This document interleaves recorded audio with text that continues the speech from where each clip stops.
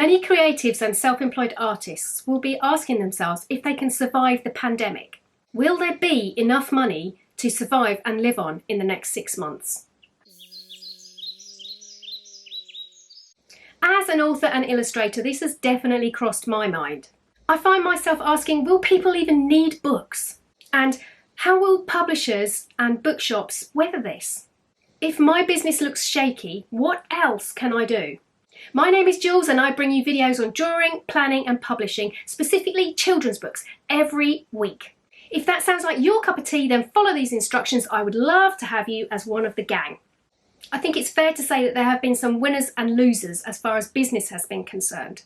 Companies that make PPE, face masks, shields of some description, well, they've been doing great business. Whereas others are finding their income streams are just drying up overnight. I've been pondering what this means for anybody involved in the creative arts, and also how this is going to affect the literary industry. If you're a creative maker or hoping to become one, then here are a few thoughts. Writers, illustrators and artists tend to work on their own, so no change there really. But if you're someone who writes in coffee shops, then you may need to rethink that strategy just a little bit and find somewhere else that you find stimulating to write. If you're working at home, then keep going. Perhaps you've got time now that you haven't been able to afford before, so use it. What about the rest of the book chain? I'm just completing a book working in conjunction with Medina Publishing and De Montfort University. All of those first ideas, the first drafts, the editing process and getting print ready was all done either via email, phone calls or on Zoom or FaceTime.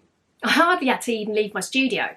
It's also been published in the Middle East, and all of those interactions between myself and the people in the Middle East, that's also been done over Zoom. All of my conversations with editors, publishers and marketing has been done over the internet. So that's been amazing. If this had happened 30 years ago, maybe even 10 years ago, then we probably wouldn't have been able to do that. By the way, the marketing team at Medina Publishing have been really amazing. They have consistently put out really alluring social media posts. So that's something that we can learn from them. What might be more problematic is actually engaging with the readers, at least in a physical sense. In the last couple of decades, the experience economy has become quite a big thing. That's really like when you think about going to festivals or going to a bookshop because there's a book signing, and those readers really want to engage with the person that wrote the book. They want to see them. They want to talk to them and ask them something. They want to get their book signed. But a lot of those things aren't really going to be able to happen so frequently at the moment, depending on where you are in the world. If you've got very stringent lockdown conditions, you definitely won't be doing that. But as things start to ease up, and in the UK at the moment things are beginning to get back to some sort of state of normality, then perhaps there might be an element of that coming back into play. As far as selling books are concerned, it's a really simple formula. If you're there, you're going to sell more books. So what else can we do if festivals and events have been cancelled? Well, one thing you can do is to make friends with Facebook Live and YouTube. I know, I've been there. I started my YouTube channel properly at the beginning of 2019 when another strand of my work had kind of come to a natural end. I had to figure out how to do it, get over my camera nerves and embarrassment, and keep plugging away until YouTube and subscribers started to notice what I was doing. For the first year, I really saw very little progress. Maybe I'd get 1 or 2 subscribers a week, and it was a bit like pulling teeth. But it did give me the opportunity to start understanding how to put videos together, how to edit them, and which sort of technical things I needed to use. It's definitely still a work in progress, but it's a brilliant way to get your message across. Perhaps this is what you need to do to make your business survive. Many people ask, well, if I started a channel, what would I do? And the answer is, what do you love? What gets you out of bed in the morning? What are you really passionate about? You need to make videos on that. For me, it was all about indie publishing and children's books and art. But there are channels on how to make stone worktops, how to talk to your dog, and how to draw Zentangles. They all nestle together. You would be amazed at what's out there. Will people still want to buy books? Well, the statistics coming out of the online bookstores are, yes, people are still buying books. In fact, despite the shops being shut, back in April 2020, book sales were going up quite dramatically, especially cookery books, gardening books, and hurrah, children's books. Bad news though is that books on foreign travel and languages went down. It seems that people either want to read about the flu pandemic or they want to steer completely clear of dystopian novels. And where people are doing a lot of homeschooling, then children's books, particularly non-fiction or educational books, are selling really well. Books are food for thought. They feed your mind. They are to your brain what a big celebration dinner is to your stomach. Now that we have books, I think we will always need them. I think you can take comfort in the fact that the world will always need creative makers, artists, illustrators, photographers, filmmakers, whatever strand that you're in. The world will always need you. These things help us process those things that are going on around us and help to reduce those stress levels. And as businesses in the creative arts have been hit really badly, I think it's well worth supporting those creative makers that you love. If you're an author, then it's really well worth exploring all those avenues for your books. If you're someone who has never embraced ebooks as a way of getting your paperback book out there, then maybe it's time to start thinking about it. 2009 was the heyday of ebooks, and I don't know if you remember, but people were beginning to say, oh, perhaps paperback physical books are going to be a thing of the past. Perhaps in future we're just going to be reading everything on Kindle or a screen.